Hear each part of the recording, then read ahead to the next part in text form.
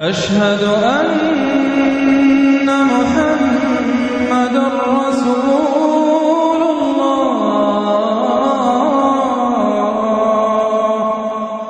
وما قتلوه وما صلبوه ولكن شبه لهم وإن الذين اختلفوا فيه لفي شك منه ما لهم به من علم إلا اتباع الظن وما قتلوه يقينا وقال عز وجل كما ورد في سورة المائدة وكنت عليهم شهيدا ما دمت فيهم فلما توفيتني كنت أنت الرقيب عليهم وأنت على كل شيء شهيد وقال عز وجل كما ورد في سورة الزمر الله يتوفى الأنفس حين موتها والتي لم تمت في منامها فيمسك التي قضى عليها الموت ويرسل الأخرى إلى أجل مسمى صدق الله العظيم رب اشرح لي صدري ويسر لي أمري واحلل عقدة من لساني يفقهوا قولي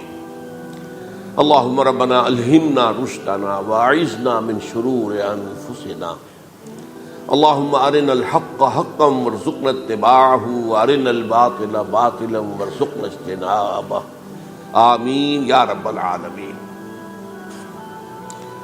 آپ کے علم میں ہے کہ آج میں وفات مسیح کے موضوع پر گفتگو کروں گا۔ اس کے پس منظر کے ضمن میں چند باتیں آپ کو بتانا چاہتا ہوں۔ نمبر ایک تو یہ کہ جتنے بھی فتنے اٹھے ہیں امت میں اور جو اب بھی اٹھ رہے ہیں وہ سلسلہ ختم ہونے والا تو نہیں ہے۔ ثلاثون دجالون کذابون چلتا رہے گا قیامت تک۔ تو ان میں ایک مشترک بات یہ ہوتی ہے کہ وہ کسی ایسے مسئلے کو جس پر کہ موجودۃ الوقت حالات جو ہوتے ہیں ان کے مطابق فضا سازگار ہوتی ہے اور اس کا کوئی جذباتی پہلو بھی ہوتا ہے، لیکن جو امت کے اجماع کے خلاف ہوتا ہے اس پر ڈیرا لگاتے ہیں، اس پر گفتگو کرتے ہیں، اس کو لوگوں کے منوا لیتے ہیں۔ اس کا نتیجہ کیا ہوتا ہے کہ چونکہ وہ چیز مجمع علیہ ہوتی ہے، امت کا اجماع ہے 1400 برس، اب اگر اس شے کو انہوں نے غلط ثابت کر دیا اپنے ذوم میں اور عام لوگوں سے کہ جو صاحب علم نہیں ہے، کہ جو نہیں سمجھ سکتے بات کو، اس سے منوا لیا، اس کا مطلب ہے کہ اب اس شخص کے معتقد ہو گئے اور اسلاف سے منحرف ہو گئے کہ یہ تو بے وقوف سے سب لوگ، یہ سارے ہمارے علماء، یہ سارے محدثین، یہ سارے مفسرین، یہ سب بے وقوف تھے، یہ بات بھی نہیں کر سکے۔ یہ ہے وہ شخص، یہ مجدد وقت ہے جس نے یہ بات کہی۔ اس کی ایک مثال یہ ہے وفات مسیح کا معاملہ۔ اس کی ایک مثال میں آپ کو دیتا ہوں، دوسرا فطرہ، وہ بھی غلام احمد کے نام سے شروع ہوا، غلام احمد پرویز۔ وہ یتیم پوتے کی وراثت کا مسئلہ لے کر کھڑا ہو گیا۔ جیسے یہ غلام احمد قادیانی وفات مسیح کا کیسے ہو سکتا ہے کہ ہمارے نبی جو ہے وہ تو فوت ہو کر زیر زمین دفن ہو گئے اور یہ عیسیٰ جو ہے یہ آسمان پر اٹھا لیے، کیسے ممکن ہے؟ اب ظاہر بات ہے عام آدمی جو ہے مسلمان جس کی حضور سے محبت ہے، حضور کے دل میں تعظیم ہے، عظمت ہے، عقیدت ہے، وہ اس جال میں پھنس جائے گا۔ پھر وہ اپنے دلائل کے ساتھ اس کو جو ہے وہ، اور چونکہ ماحول بھی جو میں سب عرض کروں گا کہ اس کے موافق ہو جاتا ہے اس وقت۔ غلام احمد پرویز نے کیا کہ یتیم پوتے کا مسئلہ، اب یہ اجماع ہے اگر کسی شخص کا کوئی بیٹا اس کی زندگی میں فوت ہو جائے تو اس کا وراثت میں حصہ نہیں ہوتا، وراثت ہوتی ہے انہی میں جو اس کی موت کے وقت موجود ہے، بیٹے ہوں بیٹیاں ہوں۔ اب اگر جو فوت شدہ بیٹا ہے اس کے کوئی یتیم بچے ہیں تو اب اس میں بڑی ایک جو ہے دلیل، اور دیکھیے جی یتیم بچے بیچارے وہ محروم ہو گئے، یتیم بچوں کا تو زیادہ حق ہونا چاہیے۔ تو یہ تو قانون جو ہے اگر یہ اس پر اجماع ہے تو پھر وہی بات کہ یہ سب بے وقوف لوگ تھے اور یہ تو بڑے سخت دل اور سنگ دل لوگ تھے جنہوں نے یہ بات گھڑ رکھی ہے۔ یہ میں نے آپ کو دو مثالیں دے دی۔ اب ظاہر بات ہے کہ جو اسلام کا قانون میراث ہے، قانون وراثت ہے، اس کی کچھ بنیادیں ہیں، اس کے کچھ اصول ہیں، ان اصولوں پر وہ کھڑا ہے اور اس کے مطابق جو فیصلہ ہے وہ ہے۔ تو بہرحال یہ میں نے آپ کو مثال دی ہے کہ کسی ایسے مسئلے کو لے کر اس پر ڈیرا لگا لینا، مورچہ بنا لینا، اس سے اپنی عقیدت پیدا کر لینا، اسلاف سے برگشتہ کر دینا کہ یہ کوئی لوگ سمجھدار نہیں تھے، یہ بے وقوف لوگ تھے، جاہل لوگ تھے۔ اچھا، اب اسی پس منظر میں سمجھیے کہ 19ویں صدی کے اواخر میں کیا صورتحال ہندوستان میں ہو گئی تھی۔ انگریز آ گیا تھا اور 1857 کے بعد اس کی براہ راست حکومت قائم ہو گئی تھی۔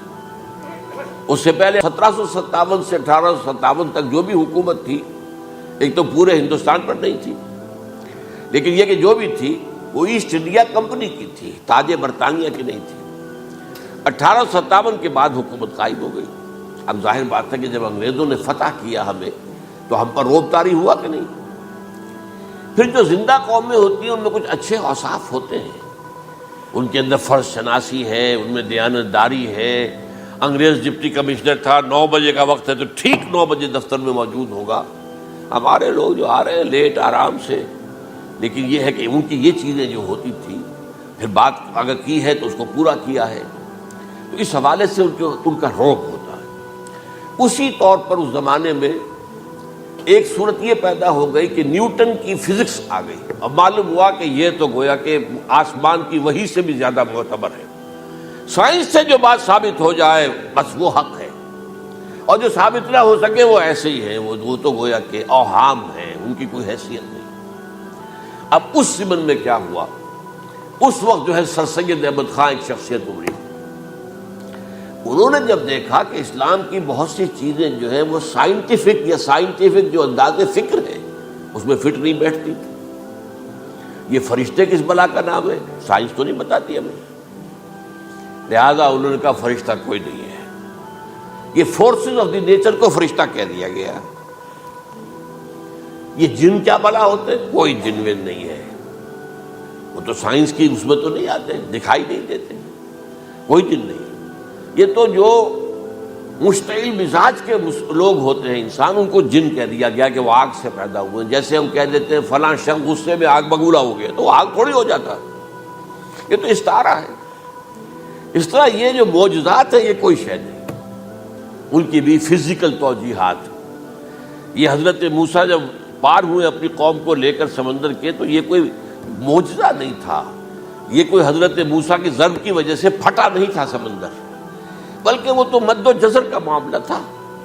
جس وقت سمندر اترا ہوا تھا، جزر میں تھا، تو موسیٰ اپنی قوم کو لے کر گزر گئے۔ جب فرعون آیا اپنے لشکر کے ساتھ تو سمندر مد پر آ گیا، چڑھایا، لہذا وہ ہلاک ہوئے۔ تو معجزات کا انکار، ان تمام کے اندر ایسی فضا پیدا ہو گئی تھی کہ جو عقلی اور سائنٹیفک، عقلی سے آگے بڑھ کر، ایک تو عقلی ہوتا منطقی، ایک ہے عقلی سائنٹیفک، کہ اس کے حوالے سے جو چیز اسلام کی فٹ نہیں بیٹھی، جیسے کہ آپ کہتے ہیں round peg in a square hole اور square peg in a round hole. اب اسکوئر پیگ ہے، راؤنڈ ہول ہے، تو آپ کو اس کے کونے تراشنے پڑیں گے تب وہ اس ہول میں جائے گا، لہذا انہوں نے وہ کونے تراشے، اسی کے طرز پر پھر چلے ہیں۔ جو آپ کو معلوم ہے علامہ مشرقی، انہوں نے بھی جب شروع کیا اپنا دھندا، تو ان کے پہلے کتابچے کیا تھے؟ مولوی کا غلط مذہب نمبر 1، مولوی کا غلط مذہب نمبر 2، مولوی کا غلط مذہب نمبر 3، چھوٹے چھوٹے کتابچے شائع کر رہے، مولویوں سے علماء سے برگشتہ کر دیا۔ اب معلوم ہوا کہ یہ شخص ہے مجدد وقت، یہ مولویوں کے پاس تو کچھ نہیں ہے۔ اسی کا معاملہ پھر وہ انکار حدیث کی شکل میں آیا، جن میں کہ ایک بڑی شخصیت جو ہے وہ غلام احمد کی، غلام احمد پرویز، کیونکہ اللہ تعالیٰ نے اسے صلاحیت دی تھی، اچھا انشا پرداز تھا، لکھنا اچھا آتا تھا، بولتا بھی اچھا تھا، تو ظاہر بات ہے فتنہ وہی شخص پیدا کر سکتا ہے جو باصلاحیت ہو۔ جس میں کوئی صلاحیت نہیں وہ کیا فتنہ پیدا کرے گا؟ وہ نہ دنیا میں کوئی ترقی کرے گا، نہ دین میں کرے گا، نہ فتنہ انگیزی کر سکے گا۔ وہ تو جیسا بھی ہے معاملہ عام معمول جو ہے لوگوں کا، جیسی بھیڑ چال چل رہی ویسے چل جائے گا۔ تو اس فضا میں اصل میں غلام احمد پرویز نے جو ڈیرا لگایا وہ وفات مسیح پر تھا۔ یہ سب غلط ہے، یہ کہ مسیح زندہ آسمان پر اٹھا لیے گئے، کیسے ممکن ہے؟ ممکن ہے یہ کوئی الہونی بات ہے؟ سائنس اس کو مان سکتی ہے؟ وہ تو اصل میں ٹھیک ہے، ان کا کہنا کیا ہے کہ مسیح کو سولی تو چڑھایا گیا تھا، لیکن وہ اس پر مرا نہیں، فوت نہیں ہوا، موت واقع نہیں ہوئی۔ پھر جب اس کو اتار لیا گیا تو وہ زخمی تھا، مجروح تھا، لیکن تھا زندہ۔ پھر اس کو غار میں رکھ دیا گیا. پھر اس کے جو معتقدین تھے انہوں نے اس کی مرہم پٹی کی، اس کا علاج کیا. پھر وہ ٹھیک ٹھاک ہو کر پھر وہ وہاں سے چلا گیا، وہاں چھوڑ گیا اپنے اس شہر کو، یروشلم کو، اور اس ملک کو، فلسطین کو، اور پھر وہ آ گیا کشمیر میں. اور کشمیر میں وہ فوت ہوا، اس کی قبر موجود ہے. کسی قبر کی کوئی پرانی بوسیدہ قبر کا نام دے دیا، فلاں قبر جو ہے وہ عیسیٰ ابن مریم کی ہے. یہ ہے سارا معاملہ. اب ظاہر بات ہے کہ چونکہ ایک انسان کا زندہ آسمان پر اٹھایا جانا، وہ جو سائنسی ذہن ہے وہ اس کو نہیں مانے گا. چاہے قرآن مجید کے اندر تو خرق عادت اور بھی بہت سے ہیں. آخر اصحاب کہف 300 برس تک سوتے نہیں رہے. یہ کوئی سائنس کے حساب کتاب سے صحیح ہے؟ یا یہ ہے کہ حضرت عزیر علیہ السلام 100 برس تک مردہ رہے پھر زندہ کر دیے گئے؟ ان کا گدھا بھی زندہ کر دیا گیا جیسا کہ سورہ بقرہ میں آیا. لیکن ان کا کھانا جو ہے وہ صحیح رہا، اس کو غصہ نہیں، اس میں کوئی بدبو نہیں آئی. تو واقعات ہوتے ہیں ایسے. اللہ تعالیٰ جو چاہے کرے. خرق عادت ٹھیک ہے، فطری قانون جو بھی ہے، جو لاز آف دی نیچر اللہ نے بنائے ہیں اور اس کے مطابق ہی دنیا چل رہی ہے. لیکن اللہ تعالیٰ کے ہاتھ ٹوٹ نہیں گئے، بند نہیں ہو گئے، اختیار ختم نہیں ہو گیا. میں کیا کروں، میں تو قانون بنا بیٹھا، اب تو میں کچھ نہیں کر سکتا. میں تو قانون بنا چکا ہوں کہ آگ جلاتی ہے، اب اگر ابراہیم کو آگ میں ڈال دیا تو میں تو نہیں بچا سکتا، اس لیے کہ قانون ہے، وہ میرا بنایا ہوا قانون. لیکن ہم یہ سمجھتے ہیں، ہمارا ایمان ہے اللہ تعالیٰ جو ہے وہ قادر مطلق ہے. وہ جب چاہے اپنے ہی بنائے ہوئے کسی قانون کو توڑے. اسی کو کہتے ہیں خرق عادت. خرق کے معنی ہوتا ہے پھاڑ دینا، توڑ دینا. جیسے کہ وہ سورہ کہف میں لفظ آتا ہے کہ وہ حضرت موسیٰ کو جن کے پاس بھیجا گیا تھا، بزرگ کے پاس، انہوں نے اس کشتی کا جس میں وہ سوار تھے اس کا ایک تختہ پھاڑ دیا، توڑ دیا. خرقہ. تو خرق عادت سے مراد کیا؟ عام عادی قانون، laws, physical laws, chemical laws جو بھی دنیا میں چل رہا ہے، بایولوجیکل لاز، ان کو جب چاہے اللہ توڑے اور اپنی خصوصی مشیت کا اس کے اندر اظہار کر دے. اب اس سلسلے میں جو میں نے آیات آپ کو سنائی ہیں اور اسی طرح کی کچھ اور آیات بھی ہیں، ان میں قادیانی نے اور قادیانیوں نے اصل ڈیرا لگایا ہے لفظ وفات پر.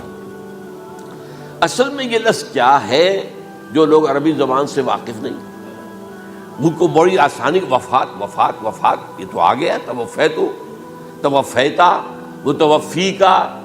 اے موسیٰ میں تمہیں وفات دے دوں گا. اے اللہ جب تو نے مجھے وفات دے دی، وفات تو قرآن میں ہے.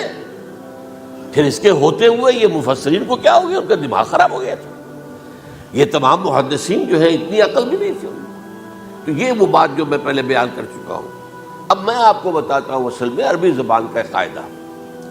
عربی زبان کے اندر ایک سے حرفی روٹ ہوتا ہے، اس سے الفاظ بنتے چلے جاتے ہیں. مختلف کھانوں میں پانی ہے، پانی کو آپ نے گلاس میں ڈال دیا کوئی اور شیپ ہو گئی، کپ میں ڈالا کوئی اور شیپ ہو گئی، اور تشت میں ڈالا کوئی اور شیپ ہو گئی. شیپ تو بدل جائے گی، ہے تو وہی کا وہی پانی. تو اسی طریقے سے مثلاً میں مثال دے رہا ہوں آپ کو. علم یعلم، علم، کسی شے کو جان لیا. عالم یعلم، اعلاماً، کسی کو کچھ بتا دیا. علم خود جان لیا، اور عالم یعلم اعلاماً، کسی کو کچھ بتا دینا. علم یعلم تعلیماً، کسی کو کوئی بات بڑی اچھی طرح ذہن نشین کرانا، بار بار دہرانا، سمجھا دینا، یہ تعلیم ہو گئی. تعلم یتعلم تعلماً، خود علم حاصل کرنا. اب عالم یعلم سے عالم بنا، اور علم یعلم سے معلم بنا، اور تعلم یتعلم سے خود علم حاصل کرنا، اس سے متعلم بنا. متعلم جو کہ علم حاصل کر رہا ہے. اسی طرح استعلام، علم حاصل کرنا کسی چیز کے بارے میں، جسے ہندی میں کہتے جانکاری حاصل کر لینا، اویئرنیس حاصل کر لینا. اب وہی لفظ ہے علم. اب کہیں آپ اس کے مادے کو دکھا کر اور اس کے معنی میں الٹ پھیر کریں گے تو جو شخص عربی زبان سے واقف نہیں وہ تو نہیں جانے گا اس کو. اسی طرح کی مثال ہے وفا. وفا یفی، وقا یقی، وفا یفی.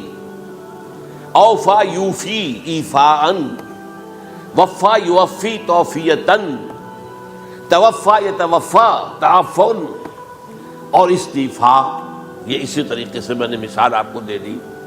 وفا یفی کے مادے سے اس مصدر سے کوئی لفظ قرآن میں نہیں آیا، لیکن اردو میں آپ کو معلوم ہے نا، بڑا پیارا مصرع ہے.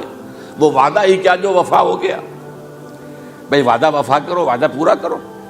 اس کے معنی ہے پورا کر دینا، کسی کو کوئی چیز پوری دے دینا. اور اس کے بعد اوفا یوفی، اس کے معنی بھی وہی ہے، بھرپور. اس سے بنے گا اوفو بعہدی اوف بعہدکم. یہ جو سورہ بقرہ کے 5ویں رکوع میں آیا ہے، یہودیوں تم میرے عہد کو پورا کرو تو میں تمہارے عہد کو پورا کروں گا. تم میرے عہد کو پورا کرو. میں نے تم سے عہد لیا تھا کہ جو رسول نبی امی آئیں گے، نبی رسول امی، اس کو تمہیں ماننا ہے، اس کا ساتھ دینا ہے. اوفو بعہدی، اب اس عہد کو پورا کرو. اوف بعہدکم، تو میں تمہارے ساتھ برکات خیرات جیسی پہلے رہی ابھی باقی رکھوں گا. وفا یوفی، پورے اہتمام سے پورا کر دینا، کسی کو دے دینا چیز پورے اہتمام کے ساتھ. جیسے علمہ یعلم، پورے اہتمام کے ساتھ درجہ بدرجہ ایک بات ذہن نشین کرنا. یوفی، اس کا جیسے وَإِبْرَاهِيمَ الَّذِي وَفَّى، ذرا اس ابراہیم کا تذکرہ کرو جس نے سارے تقاضے جو اللہ کے تھے پورے کر دیے، بھرپور. جو امتحان آیا اس میں وہ ثابت قدم نکلے. توفا یا توفا، یہ آیا کسی شے کو پورا پورا لے لینا. اب ایک ہے پورا پورا دے دینا، ایک ہے پورا پورا لے لینا. ایک ہے کسی کو علم دینا، علم یعلم تعلیما، کسی کو پورا دینا. وفا یوفی توفیتن، کسی سے علم حاصل کرنا. تعلم یتعلم تعلما، کسی سے پورا پورا لے لینا ہے. توفا یتوفی. اور اسی طرح استیفاء، کسی سے پورا لے لینا.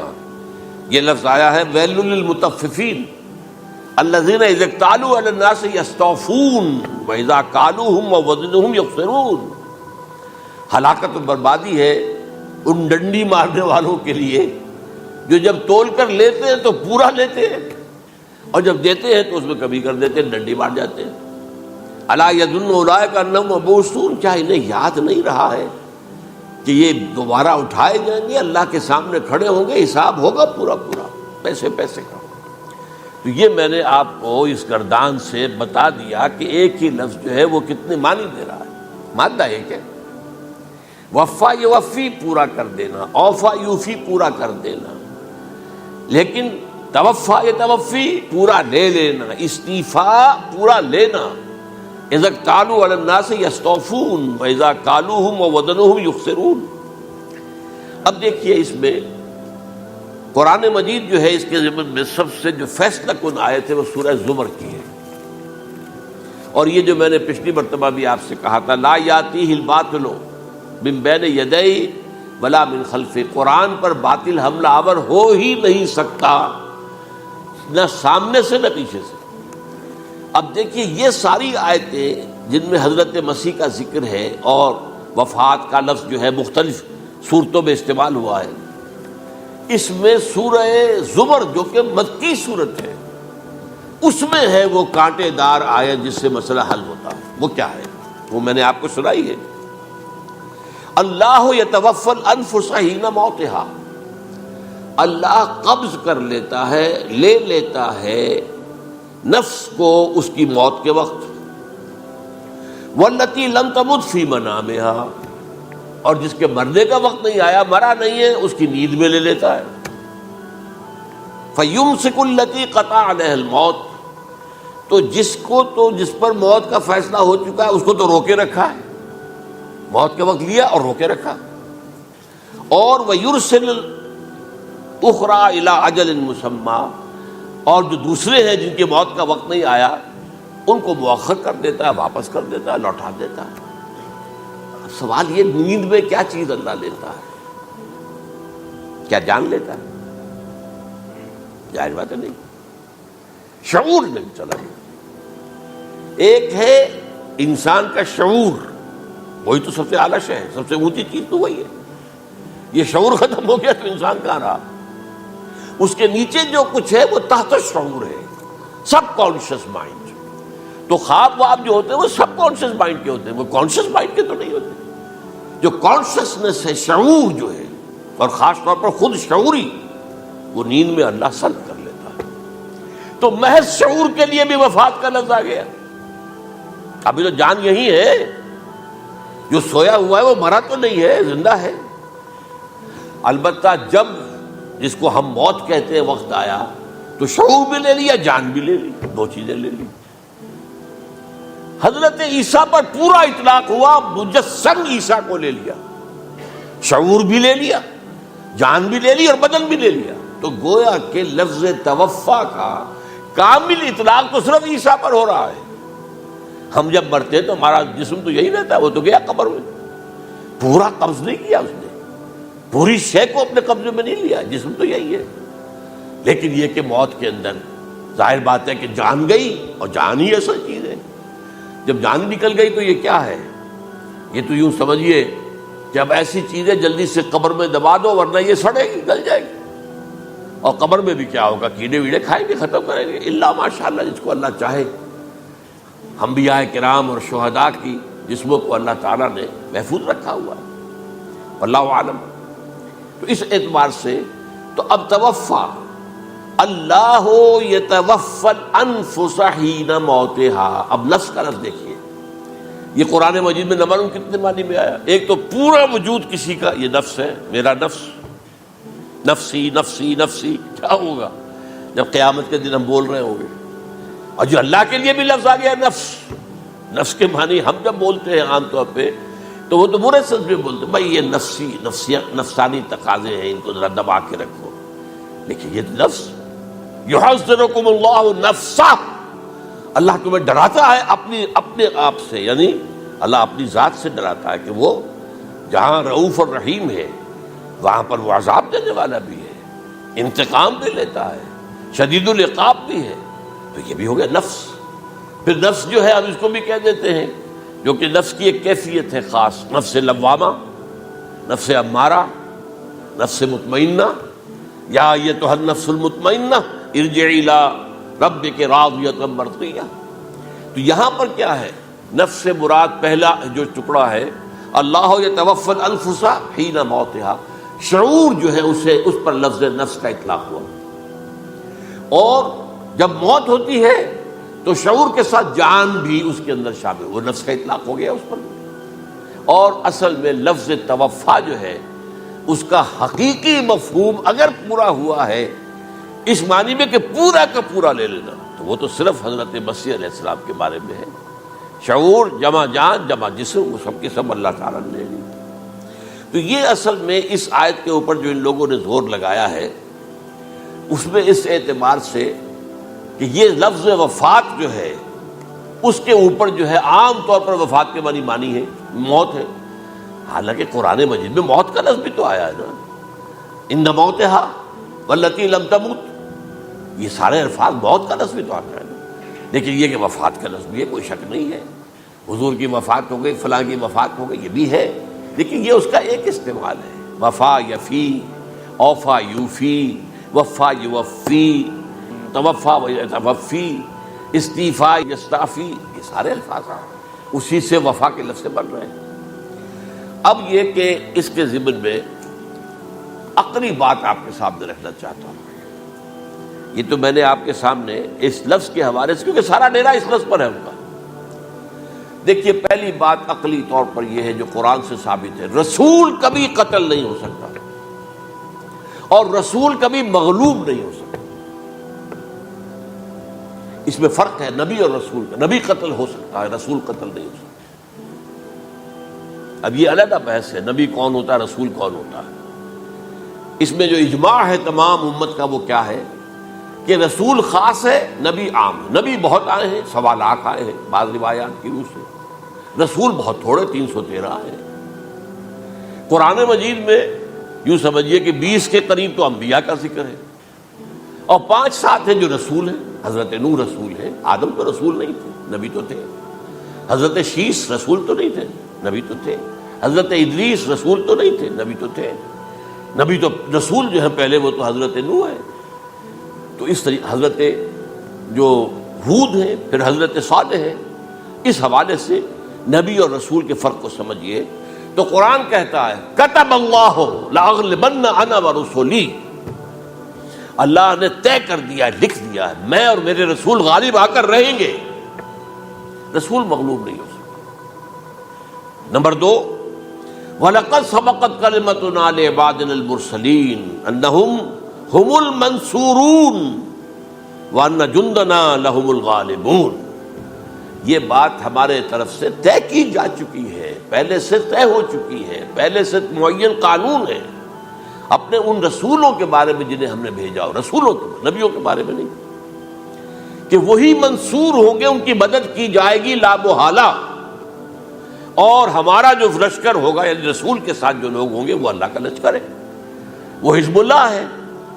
وَأَنَّ جُنْدَنَا لَهُمُ الْغَالِبُونَ، لازماً وہ غالب ہو کر رہیں گے۔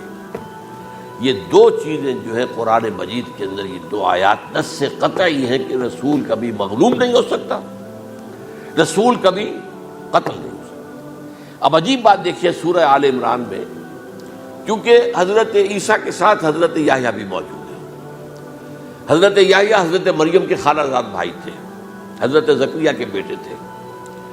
سورہ آل عمران اور سورہ مریم دونوں میں آپ دیکھتے ہیں کہ پہلے یحییٰ کا ذکر ہوتا ہے، پھر عیسیٰ کا ذکر ہوتا ہے۔ یہ ہم عصر بھی تھے، لیکن یہ کہ سینئر تھے حضرت یحییٰ، لیکن حضرت یحییٰ کی مدح قرآن کرتے کرتے آخری بات کیا کہتا ہے؟ نبیم من الصالحین، لفظ رسول نہیں آیا ان کے لیے۔ اور وہیں سائملٹینیس کنٹراسٹ ہے سورہ آل عمران میں حضرت عیسیٰ کے لیے، وہ سارے ان کی مدح رسولاً الی بنی اسرائیل، وہ رسول تھے اور وہ نبی تھے، نبی قتل ہو گئے۔ وہ ایسے بادشاہ ہوتے تھے اس زمانے میں جیسے ہمارے ہاں بھاولپور کے جو ہے نواب ہے، بادشاہ تو انگریز تھا، حکومت تو اس کی تھی، لیکن ایک اٹانومی سی دے رکھی تھی۔ راجے جو ہے، راجہ صاحب ہیں، مہاراجہ ہیں، یہ راجے مہاراجے اور نواب جو ہوتے تھے یہ ایک اٹانومی تھی، باقی یہ کہ اصل میں تو بادشاہ جو ہے تو انگریز کی تھی۔ تو اسی طرح کی ایک اٹانومی جو ہے حکومت وہاں اس وقت تھی اصل میں رومیوں کی، اس کا گورنر وہاں موجود تھا پائلیٹس پونٹس، لیکن یہ کہ انہوں نے یہودیوں کو ایک مذہبی اٹانومی دے رکھی تھی۔ چنانچہ ہیڈرن ان کا ادارہ تھا، دارالقضاء، جہاں چوٹی کے ان کے فقہا اور لیڈر جو تھے، ربائی، وہ بیٹھتے تھے اور فیصلے کرتے تھے۔ کسی مذہبی معاملے میں جو فیصلہ وہ کر دیتے تھے، یہ ان میں معاہدہ تھا، وہ فیصلہ جو ہے وہ پھر ایگزیکیوٹ کیا جائے گا، وہ فیصلہ آخری ہوگا ان کا۔ وہ خود تو سزا نہیں دے سکتے، سزا تو گورنر دے گا، لیکن یہ کہ اگر ہیڈرن جو ہے ان کا جو وہ ہے ادارہ ٹاپ کا، وہ اگر سزا دے دے، سلا دے، تو گورنر کو وہ سزا دینی پڑے گی، یہ ان کا طے تھا معاملہ۔ تو اس نے حضرت مسیح علیہ السلام کو مرتد قرار دیا، جو ہیڈرن ان کا سب سے اونچا ادارہ تھا۔ اس اعتبار سے ان کو جو ہے، لیکن جیسا کہ میں بتا رہا تھا کہ حضرت عیسیٰ رسول تھے، وہ قتل نہیں ہو سکتے تھے، مغلوب نہیں ہو سکتے تھے، لیکن حضرت یحییٰ نبی تھے، ان کو وہی جو اس وقت کا جو یہودیوں میں سے جو بادشاہ تھا نام کا، جو ہیروڈ اینٹیپاس، یوں سمجھیے کہ اس نے کچھ بہت حرام کاری کی ہوئی تھی، شاید اپنے بھائی کی کسی بیوہ کو، وہ مجھے ایگزیکٹلی یاد نہیں ہے، بغیر اس کے کہ وہ عدت پوری ہو، پھر نکاح ہو، اسے اپنے گھر میں ڈالا ہوا تھا، اور اس کی جو لڑکی تھی اس کے اوپر بھی عشق آ گیا تھا، آپ کو دل آ گیا تھا، شادی بھی کرنا چاہتا تھا اس سے، اور اس کا ڈانس تھا، اس پر کہا مانگو کیا مانگتی ہو۔ تو اس نے کہا، اس لیے کہ حضرت یحییٰ جو ہے تنقید کرتے تھے بہت کہ یہ تم کیا حرام کام کر رہے ہو، تم نے جس طریقے سے جس عورت کو گھر میں ڈالا ہوا ہے، تم گناہ کر رہے ہو، تم شریعت کے خلاف کام کر رہے ہو۔ اس کو کہا تھا یو ڈاٹر آف سن، اس لڑکی کو کہا تھا تم جو کہ گناہ کی بیٹی ہو، اور وہ ناراض تھے، اور وہ ملکہ بھی جو تھی اس وقت تھی، اور یہ اس کی بیٹی بھی بہت ناراض تھے۔ تو انہوں نے کہا، مجھے وعدہ لے لیا کہ دیکھو جو کہہ رہے ہیں، جو مانگوں گی مانگنا پڑے گا، ہاں مانگوں گا، مجھے یحییٰ کا سر چاہیے۔ ایک دفعہ تو وہ کانپ گیا، اسے اندیشہ تھا کہ اگر یحییٰ کو میں نے قتل کر دیا تو یہودیوں کے اندر ہو سکتا بغاوت ہو جائے، لیکن پھر اس نے پھر تانا دیا، تم کیسے بادشاہ ہو، اپنا وعدہ پورا نہیں کرتے۔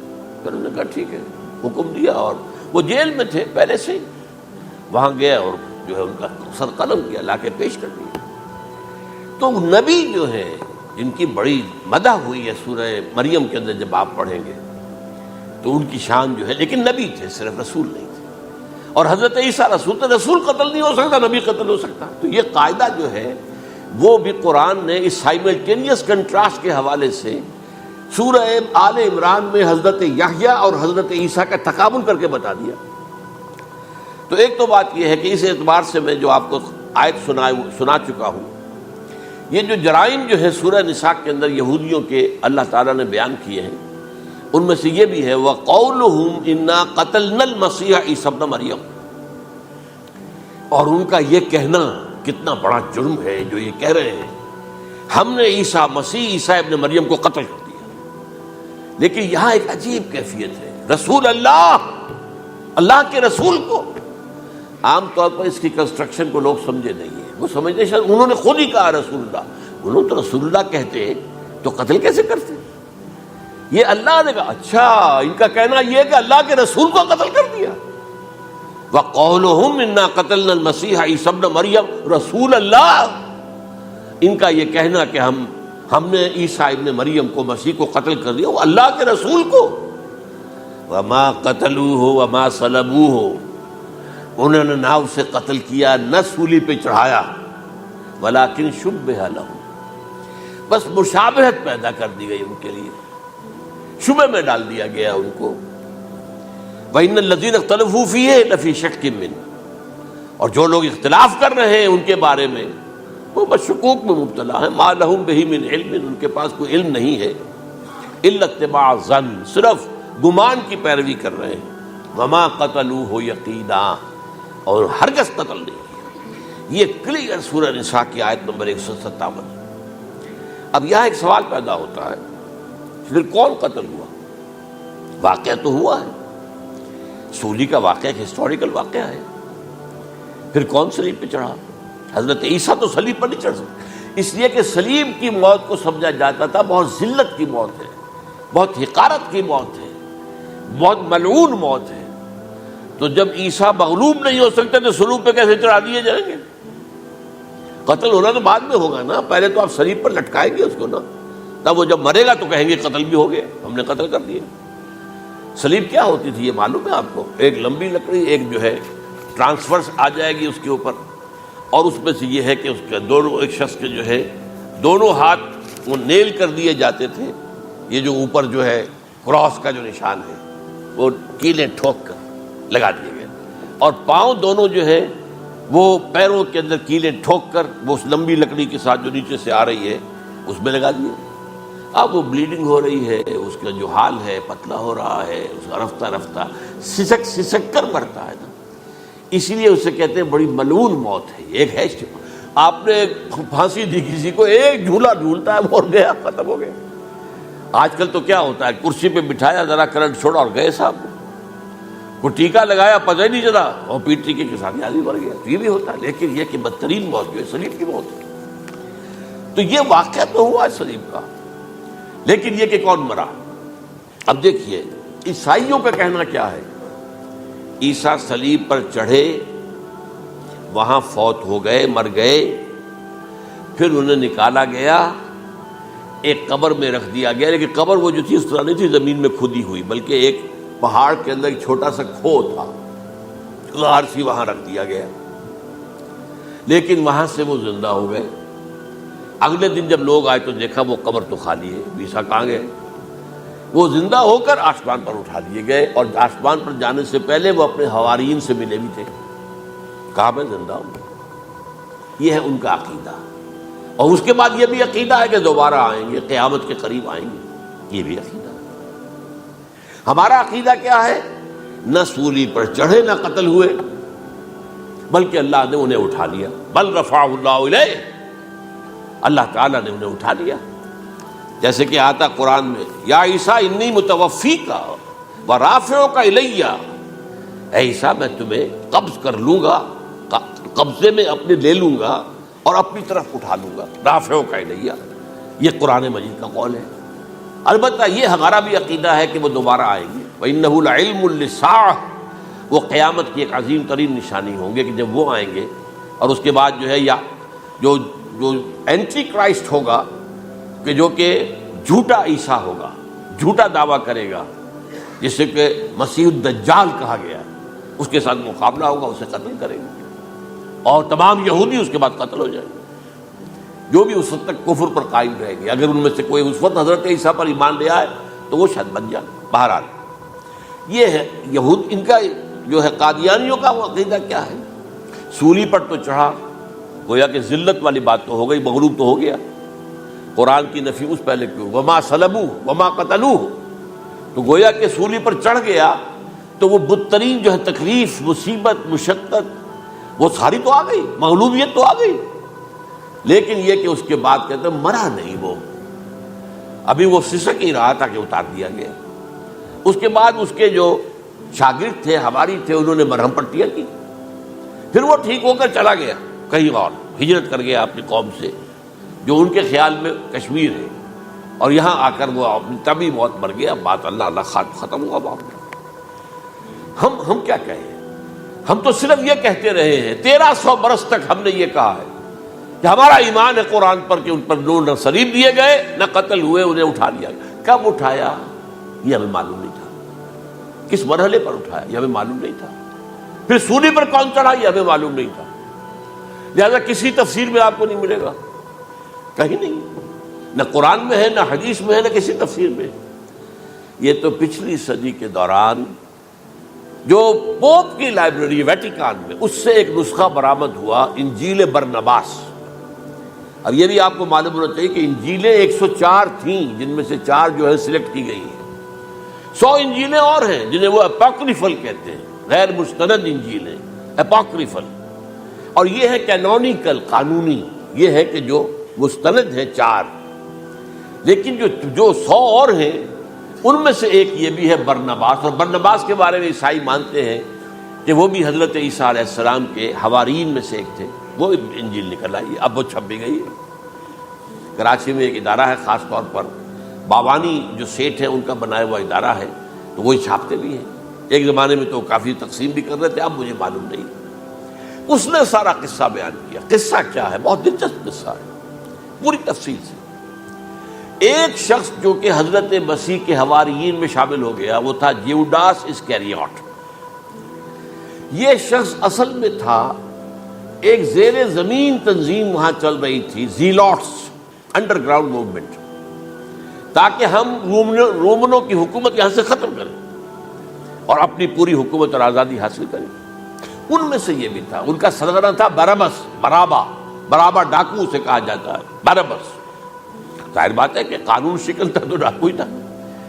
اچھا، ان میں سے یہ شخص جو ہے، اس نے جیوڈاس نے حضرت عیسیٰ کے معجزے دیکھے بہت، اور اتنا یقین ہو گیا اسے کہ یہ شخص جو ہے عیسیٰ، یہ ایک مرتبہ اگر رومیوں پر لعنت بھیج دے، کرس کر دے، تو رومی ختم ہو جائے۔ لیکن ان سے کئی دفعہ جو ہے پھیر ڈال کر، ہیر پھیر کے ساتھ کوشش کی گئی کہ رومیوں کے خلاف وہ کوئی جو ہے وہ لعنت ملامت کر دے، وہ نہیں کرتے تھے۔ یہ ایک علیحدہ بات ہے، کیوں نہیں کرتے تھے، یہ اس وقت میرا موضوع نہیں ہے۔ منہاج عیسوی کیا تھا، منہاج موسوی کیا تھا، منہاج محمدی کیا تھا، ان میں فرق ہے۔ لِكُلٍّ جَعَلْنَا مِنْكُمْ شِرْعَةً وَمِنْهَاجًا، سورہ مائدہ میں آیا، تمام رسولوں کے لیے ہم نے ایک ایک منہاج، ایک ایک شریعت علیحدہ علیحدہ دی ہے۔ بہرحال منہاج عیسوی کچھ اور تھا، تو یہ نہیں کہتے تھے۔ اب اس نے کیا کیا کہ وہ اپنے ڈاکو سرغنے سے اجازت لے کر ان کے حواریین میں شامل ہو گیا، اعتماد حاصل کیا، اور بار بار کوشش کی کہ یہ بددعا دے دیں، رومیوں کو نہیں دی۔ اب اس نے سوچا کہ انہیں اگر ذاتی طور پر تکلیف پہنچے گی تو زبان سے کلمہ نکل ہی جائے گا نا، کوئی لعنت کا۔ اس نے پکڑوایا حضرت عیسیٰ کو، کیونکہ جب یہ فیصلہ ہو گیا تھا ان کے قتل کا، ہیڈرن جو ہے ادارہ وہ دے چکا تھا، اس کا فتویٰ تھا یہ واجب القتل ہے، یہ مرتد ہے، لہذا اس کو قتل کر دیا جائے، اور یہ فیصلہ جو ہے وہ رومی گورنر تک پہنچایا جا چکا تھا۔ رومی گورنر یہ یہاں تک کا، یہ سینٹ جو متی کی انجیل ہے اس میں موجود ہے، بھائی ہمارے پاس تو اس کا کوئی جرم نہیں ہے، ہمارے ہاں کوئی ایسی بات اس کی نہیں ہے جس سے کہ ہم اسے واجب القتل قرار دیں۔ ان کا نہیں، ہمارا حکم ہے، ہمارا فیصلہ تمہارا طے ہے، چاہے مذہبی معاملے میں کوئی فیصلہ ہمارا ہوگا تو تمہیں جو ایگزیکیوٹ کرنا ہوگا۔ بہرحال اس وقت حضرت مسیح روپوش ہو گئے گرفتاری سے بچنے کے لیے، ایک باغ میں تھے وہ، وہاں پر رات کے وقت انہوں نے اپنے حواریین کے ساتھ لاسٹ سپر کہتے ہیں اس کو، لاسٹ سپر کھانا کھایا، آخری کھانا تھا، اور اس کے بعد اس میں فرمایا آج کی رات تم میں سے ایک میرے خلاف غداری کرے گا۔ یہ کہہ کر حضرت مسیح تو ایک کوٹھڑی میں چلے گئے جو ہوتی ہے باغ کے اندر، کوئی کھرپے ورپے جو ہے، کوئی وہاں پہ کسیاں رکھی ہوئی، تو اس میں خود جا کر عبادت میں مصروف ہو گئے۔ اپنے حواریین سے کہا کہ تم بھی عبادت کرو، وہ حواریین سو گئے۔ اب یہ اسکریوٹ جو ہے یہ اٹھا، یہ گیا رومیوں سے جا کر کہا میں پہنچا دیتا ہوں عیسیٰ تک، پکڑوا دیتا ہوں، آؤ میرے ساتھ۔ 30 ان کے آدمی آئے، اس سے کہا باغ کے باہر کھڑے رہو تم، میں اندر جاؤں گا، تھوڑی دیر کے بعد تم آنا، جسے میں کہوں اے میرے استاد، پکڑ لینا اسی کو۔ یعنی رومنز کو معلوم نہیں تھا کہ یہ کون ہے عیسیٰ، لیکن یہ کہ یہ تو یہودیوں کو معلوم تھا نا سب کو۔ ہوا کیا کہ وہ جب اندر آیا ہے اور کوٹھڑی میں داخل ہوا، اسی وقت اس کی شکل بدل دی گئی حضرت مسیح کی، شبہ لہم، مشابہت پیدا کر دی گئی، شبیہ بدل دی گئی، اور چھت پھٹی، 4 فرشتے اترے اور حضرت مسیح کو لے کر آسمان پر چلے گئے۔ تو باہر آیا وہ، تو جیسے ہی وہ یہ باہر آیا وہ باقی ہماری جاگ گئے، اے ہمارے استاد، اسی وقت جو ہے وہ رومی داخل ہو گئے تو پکڑ لیا۔ تو اصل میں گرفتار ہوا ہے برنباس کی انجیل کے مطابق یوڈاس اسکریوٹ، وہ سولی چڑھا ہے، لعنتی موت اس پر آئی، کیوں آئی ہے؟ غداری کی اس نے، بٹرے کیا حضرت مسیح علیہ السلام کو، تو وہ تو مستحق تھا، کوئی ظلم نہیں تھا۔ اگر عیسیٰ کی جگہ کسی اور کو دے دیا جاتا ایسے کسی کو پکڑ کر تو وہ تو ظلم ہو جاتا نا، اس کا تو کوئی جرم نہیں تھا، تو یہ تو واقعی مجرم تھا۔ وہ سولی چڑھا ہے اور حضرت عیسیٰ کو اٹھا لیا۔ یہ ہے وہ ساری تفصیل جو کہ انجیل برنباس کے اندر موجود ہے، the gospel of our Lord according to saint Barnabas, یہ اس کا نام ہے، ایونجیلیم برنابے، یہ جو ہے یونانی زبان میں اس کا نام ہے یا لیٹن میں۔ بہرحال یہ ہے معاملہ۔ تو پہلی بات تو یہ ہے کہ عقلی طور پر رسول نہ مغلوب ہو سکتا ہے نہ قتل ہو سکتا ہے، ہمارا عقیدہ ہے، ماں صلبوہ و ماں قتلوہ۔ لیکن یہ کہ اگر یہودی، اگر جو قادیانی مانتے ہیں سولی چڑھ گئے تو صلیب تو ہو گئی، قرآن کی نفی تو ہو گئی، ہاں مرا نہیں، یہ دوسری بات ہے۔ دوسری بات یہ ہے کہ رسولوں کے باب میں اللہ کا قانون کیا ہے؟ اگر کسی قوم کی طرف رسول کو بھیجا اور اس قوم نے بحیثیت مجموعی انکار کر دیا، رد کر دیا، ریجیکٹ کر دیا، پوری قوم ہلاک، اور رسول اور اس کے جو چند ساتھی ایمان لے آتے تھے وہ وہاں سے ہجرت کر کے چلے جاتے تھے۔ لیکن ہجرت کر کے جاتے تھے تو اس کے بعد کسی اور مقام پر کریں گے اہل نظر تازہ بستیاں آباد، پھر وہاں پر ایک قوم انہوں نے جو ہے اپنا مرکز بنایا، ایک نئی امت کھڑی ہو گئی۔ اس کی سب سے بڑی مثال کیا ہے؟ قوم عاد ختم ہوئی حضرت ہود علیہ السلام کو ریجیکٹ کرنے کے باعث، ہلاک کر دی گئی۔ حضرت ہود علیہ السلام اپنے ساتھیوں کو لے کر، یہ قوم عاد تھی عرب کا جزیرہ نما عرب کے جنوبی علاقے کے اندر، جو اب صحرا ہے، بہت بدترین صحرا ہے، الربع الخالی جسے کہتے ہیں، خالی ہے، وہاں کوئی زندگی کے آثار ہے ہی نہیں، نہ کوئی پتیاں ہیں، نہ کوئی گھاس ہے، نہ کوئی انسان ہے، نہ کوئی حیوان، کچھ نہیں۔ الربع الخالی، بدترین صحرا ہے۔ وہ صحرا ایسا ہے کہ اس کے اندر کوئی چیز ٹکتی نہیں ہے، جو چیز اوپر ہوگی وہ دھستی چلی جائے گی، اندر چلی جائے گی۔ ورنہ عام صحرا کے اندر ریت کے اوپر اونٹ بھی چلتا ہے، انسان بھی چلتے ہیں، لیکن اس میں نہیں۔ تو یہاں پر قوم عاد جو ہے آباد تھی، اور اب جو ہے وہ سیٹلائٹ سے دیکھ لیا گیا ہے کہ قوم عاد کا جو بڑا بادشاہ تھا شداد، اس نے جو جنت بنائی تھی وہ موجود ہے، زیر زمین اسی صحرا کے نیچے دفن شدہ موجود ہے، جس کو کہا گیا ہے الم تر کیف فعل ربک بعاد ارم ذات العماد التي لم يخلق مثلها في البلاد، ایسے ایسے ستونوں والا جیسے پہلے دنیا میں بنے ہی نہیں تھے۔ وہ قوم عاد تھی، بڑی زبردست قوم تھی، قوم جبارین، لیکن یہ کہ اس کے بعد ہلاک ہو گئی۔ اب حضرت ہود اپنے مسلمان ساتھیوں کو لے کر نکل گئے، جزیرہ نما عرب کے مغربی کونے میں جا کر، شمال مغربی کونے میں آباد ہو گئے۔ وہاں ایک نئی قوم پیدا ہوئی، سمود۔ اب یہ اسلامی بستی بن گئی، لیکن اس کے اندر بھی پھر بعد میں زوال آیا، پھر وہاں نبی بھی آئے، لیکن اس کے بعد یہ کہ آخری رسول بھیجے گئے حضرت صالح، اور وہ بھی ہلاک ہوئے کیونکہ حضرت صالح کو انہوں نے رد کر دی۔ تو یہ میں نے مثال دی ہے آپ کو کہ رسول جو ہے وہ وہاں سے اگر ہجرت کرتا ہے تو ہجرت کر کے وہ یہ نہیں جان بچا کے جا کے گمنامی میں کہیں مر گیا، وہ تو جا کر اپنے ساتھیوں کو لے کر جائے گا اور جا کر جو ہے وہاں پر جو ہے ایک نئی جگہ پر آباد ہوگا، ایک نئی تہذیب ابھرے گی۔ تو یہ تو نہیں ہوا، یہ گمنام ہو کر آ کر کشمیر میں مر گیا تو اس کی کیا حیثیت ہوئی؟ حضرت عیسیٰ علیہ السلام یا تو اگر ہجرت کرتے یا جب انہیں معلوم ہو گیا تھا کہ میرے قتل کا فتویٰ ہو گیا ہے تو آپ وہاں سے ہجرت کر سکتے تھے، لیکن اپنے ساتھیوں کو تو لے کر جاتے نا، اپنے حواریین کو لے کر جاتے، اور کہتے ہیں 12 حواریین کے علاوہ اور بھی کوئی 70 کے قریب لوگ تھے جو ان پر ایمان لائے تھے، ان کو لے کر جاتے، کسی جگہ جا کر آپ آباد ہوتے، وہاں ایک نئی جو ہے بستی بنتی، وہاں مسلمانوں کی ایک آبادی ہوتی۔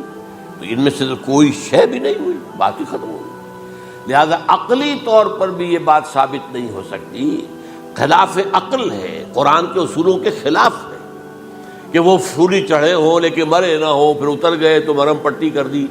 اچھا کیا رومنوں کو اور یہودیوں کو پتہ نہیں چلا کہ مریم پٹی ہو رہی ہے اس کی اور عیسیٰ مرا نہیں ہے؟ اگر ان کے پتہ چل جاتا تو کیا وہ چھوڑ دیتے؟ اب مرہم پٹی کے بغیر تو 12 جو شخص سولی پر لٹکا رہا ہے وہ تو تقریباً مردہ ہی ہوتا ہے نا۔ وہ کہ چلیے ہو سکتا ہے کہ کوئی ایسا امکان ہو کہ اس کی نبض ابھی چل رہی ہو اور وہ اتار لیا جائے اور مرہم پٹی کر لی جائے تو بچ جائے، لیکن یہ کہ پھر اس کے بعد وہ اگر وہاں سے ہجرت کرتے تو وہاں سے وہ اپنے حواریین کو لے کر جاتے اور کسی نئی جگہ پر جا کر آباد ہوتے۔ ان دونوں اعتبارات سے یہ بات ناقابل قبول ہے، ناقابل یقین ہے۔ لیکن اسی مسئلے کو لے کر انہوں نے جو جیسا کہ میں نے بتایا تھا، وفات ہو گئی، کیسے ہو سکتا ہے ہمارے نبی جو سید المرسلین ہیں وہ تو زیر زمین دفن ہو گئے اور یہ جو آسمان پر اٹھا لیے گئے، یہ کیسے ہو سکتا؟ بس اس کے اوپر عام لوگ جو ہیں وہ متاثر ہوئے، اور خاص طور پر وہ سائنٹیفک مائنڈ جو بن گیا تھا، تو چونکہ سائنس کے اس خاکے کے اندر وہ بات فٹ نہیں بیٹھتی، لہذا ان لوگوں نے اس کو قبول کیا۔ اب یہ کہ یہ جو واحد استثناء ہوا ہے یہ کسی اور کے ساتھ نہیں ہوا۔ ویسے حضرت مسیح کی پوری شخصیت مستثنیٰ ہے، بن باپ کے تو کوئی اور رسول پیدا ہوا ہی نہیں، نہ نبی پیدا ہوا۔ پھر وہ معجزے جو حضرت مسیح کو ملے کسی نبی کو نہیں ملے۔ حضرت صالح کو ایک ہی معجزہ ملا تھا نا ایسا کہ لوگوں نے کہا کہ تم یہ اس چٹان میں سے ابھی ایک گابن اونٹنی برآمد کر کے دکھا دو، وہ دکھا دی گئی، پھر ہلاک کر دیے گئے۔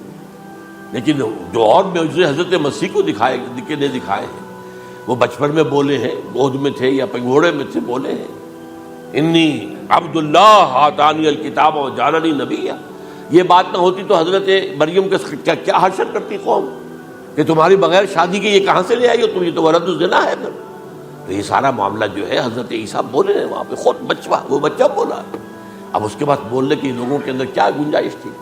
زندہ کو مردہ کر دینا، ثم بإذن اللہ، مردہ زندہ ہو گیا، اور تخلیق حیات، ایک پرندہ بنانا گارے کا، پھونک مارنا اور اڑتا ہوا پرندہ بن جائے، ایک کوڑی کے جسم پر ہاتھ پھیرنا اور کوڑ ختم، ایک مادرزاد اندھے کی آنکھوں پر ہاتھ پھیرنا اور بینائی آ گئی۔ یہ سارے معجزات مستثنیٰ شخصیت، ان کا یہ استثناء کیوں کیا گیا؟ یہ بڑی تلخ بات ہے، یہ یاد کر لیجیے، کیونکہ یا تو قوم اسی وقت ہلاک کر دی جاتی جیسا کہ ہوا قوم نوح، قوم ہود، قوم عاد، قوم سمود، قوم شعیب، یہ ہوا کہ نہیں ہوا؟ اور صدوم اور عمورہ کی بستیاں جہاں حضرت لوط بھیجے گئے، اور آل فرعون جو ہلاک کیے گئے، یا تو پوری قوم ہلاک کی جاتی؟ نہیں، یہ یوں سمجھیے کہ اس پورے معاملے کو درمیان میں سے ایک وقفہ دے دیا گیا، حضرت عیسیٰ کو اٹھا لیا گیا، اور حضرت عیسیٰ دوبارہ آئیں گے۔ یہ کیوں کیا گیا؟ اب اس میں بڑی تلخ بات آپ سے کہہ رہا ہوں، یہ آپ کے لیے قبول کرنا آسان نہیں، حلق سے نیچے اٹھنے کی مشکل سے۔ اس قوم کو زندہ رکھا گیا ہے جو ملعون اور مغضوب علیہم قوم ہے۔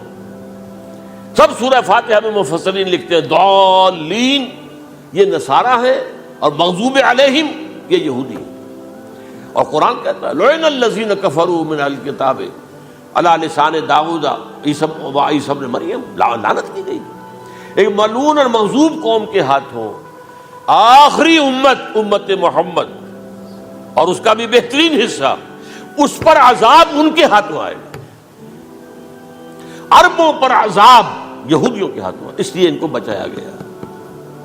یہ میں نے کئی دفعہ واقعہ سنایا، مولانا اصلاحی صاحب بتایا کرتے تھے، کیونکہ وہ راجپوت تھے، یو پی کے راجپوت، مشرقی حصے کے، کہ ہمارے ہاں کوئی نوجوان اگر کوئی بڑی گری ہوئی حرکت کرتا تھا تو اس کے سر پر چمار کے ذریعے، چمار کے ہاتھوں جوتا لگوایا جاتا تھا۔ اگر راجپوت کے سر پر راجپوت کا جوتا گرا تو چلو تکلیف تو ہوئی، لیکن یہ کہ راجپوت ہی کا جوتا گرا ہے نا، پڑا ہے، لیکن راجپوت کے سر پر چمار کا جوتا، جس کو آپ انگریزی میں کہتے ہیں to add insult to injury, وہ تکلیف بھی ہے جوتا کھانے کی اور انسلٹ ہے کہ ایک چمار مار رہا ہے۔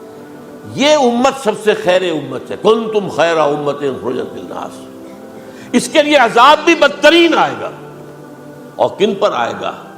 اس امت کا جو اصل نیوکلیس ہے عرب، جس کے بارے میں حضور کی حدیث موجود ہے، ویل للعرب، عرب کے لیے بہت بڑی ہلاکت ہے۔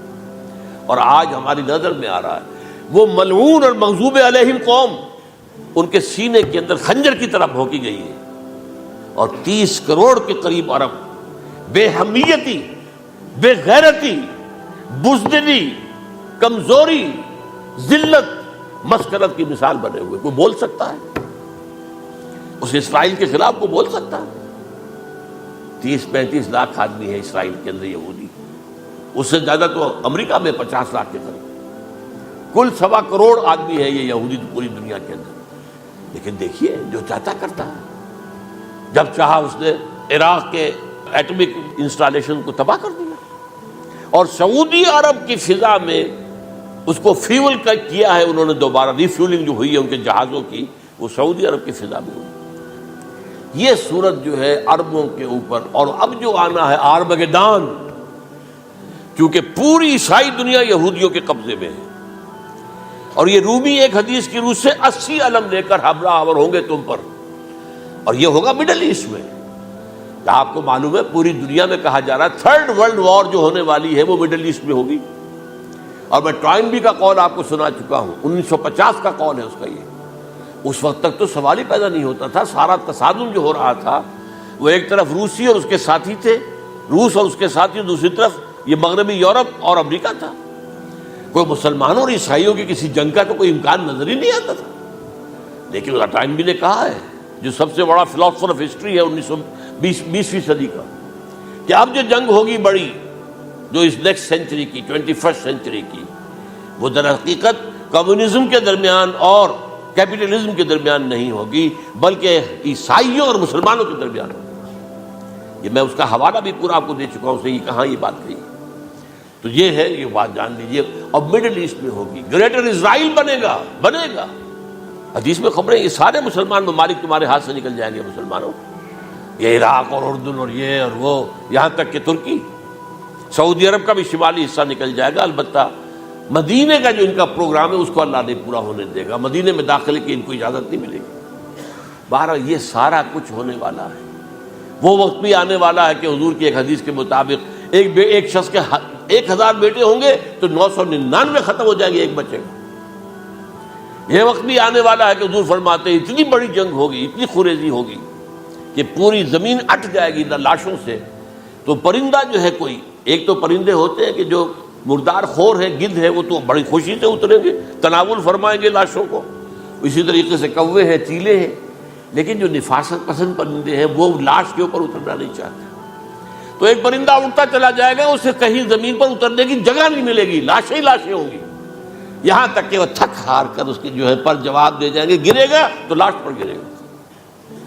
یہ وقت آنے والا، اور یہ یہودیوں کے ہاتھوں، یا یہودیوں کے جو سپورٹرز ہیں اس وقت، جو ان کے ہاتھ میں اعلی کار ہیں، ان کے ہاتھوں آنا ہے۔ میرے نزدیک اس کام کے لیے اس ملعون قوم کو، کہ جو حضرت عیسیٰ کے زمانے سے ملعون ہو چکی ہے، اس کو باقی رکھا گیا ہے، اسے یہ موقع دیا گیا ہے۔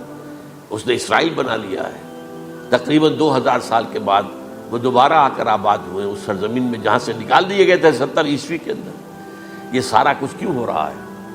تو در حقیقت میرے نزدیک اللہ عالم حکمت خداوندی اس میں یہ ہے، انہیں روک کر رکھا گیا ہے اور حضرت عیسیٰ کو اٹھا لیا، پھر وہی عیسیٰ آئیں گے اور انہی کے ہاتھ میں یہ ہلاک ہوگی، سوائے اس کے چونکہ جو ایک میں نے آپ کو کئی دفعہ حوالہ دیا ہے فلاڈلفیا ٹرمپٹ ایک رسالہ نکلتا ہے پروٹیسٹنٹ عیسائیوں کا، انہوں نے یہ لکھا ہے، اس نے لکھا ہے ایک پرچے کے اندر کہ جب حضرت مسیح آئے گی اینٹی کرائسٹ ہوگا، وہ لکھا اس نے کہ وہ یہودی ہوگا، حالانکہ وہ پرو یہودی ہے۔ وہ جتنے بھی یہ جو کرسچن زائنسٹ ہیں یہ تو یہودیوں سے بڑھ کر زائنسٹ ہیں، ان کے بڑے سپورٹرز ہیں، تو لیکن اس نے لکھا ہے اینٹی کرائسٹ ول بی اے جیو۔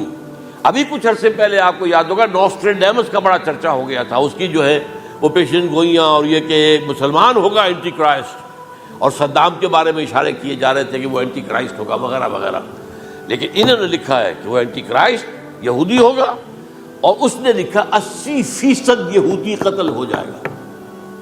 یہ میں نے ایک تعویل کی ہے اپنے ذہن میں کہ 20% شاید وہ ہوں جو حضرت عیسیٰ کی جو سیکنڈ کمنگ ہے آمد ثانی کے موقع پر ان پر ایمان لے آئیں اور وہ بچ جائیں، لیکن جو بھی حضرت عیسیٰ کا انکاری ہوگا وہ ختم کر دیا جائے گا، جیسے قوم نوح ختم ہوئی، قوم ہود ختم ہوئی، قوم عاد ختم ہوئی، قوم صالح ختم ہوئی، اسی طریقے سے۔ تو یہ قانون خداوندی پورا ہونا ہے، بس ایسے ہی ہے جیسے کسی کو پھانسی کا حکم تو ہو گیا ہو لیکن ابھی ایگزیکیوشن نہ ہوئی ہو، ہوتا ہے 2 سال 3 سال گزر جاتے ہیں کہ پھانسی کا حکم ہے لیکن یہ کہ اب وہ پھانسی نہیں ہو رہی ہے، وہ اپیلوں در اپیلوں معاملہ چل رہا ہے۔ یہ ہے میرے نزدیک واللہ عالم، اللہ تعالیٰ نے یہ کوڑا ان مسلمانوں کے لیے رکھا ہوا ہے کہ جن کے رتبے ہیں سوا، ان کی سوا مشکل ہے۔ جتنا اونچا مقام اللہ نے دیا عربوں کو، ان میں حضور کو اٹھایا، ان کی زبان میں اپنا آخری کلام نازل کیا، تو ان کی ذمہ داری بھی بہت ہے۔ جن کے رتبے ہیں سوا، ان کی سوا مشکل ہے۔ اقول قولی ھذا واستغفر اللہ لی ولکم ولسائر المسلمین والمسلمات۔